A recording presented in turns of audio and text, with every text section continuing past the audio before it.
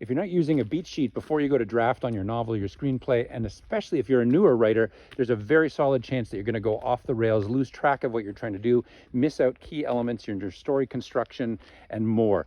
So the first thing is, what is a beat? That you need to create a sheet filled with beats. A beat is basically a dramatic moment that happens in your story. And so beats can be things like the midpoint. It can be the event that happens that forces your character to go on the journey and thus enter into act two.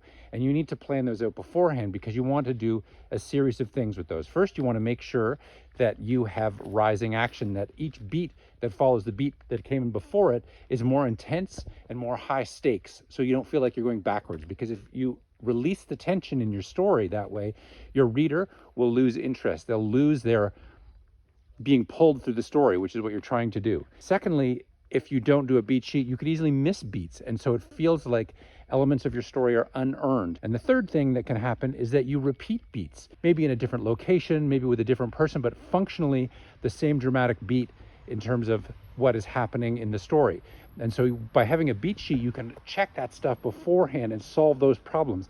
That doesn't mean things won't change in the course of writing your story, but having a beat sheet means that you've got that map beforehand so that you don't get lost and you don't miss key elements in your story.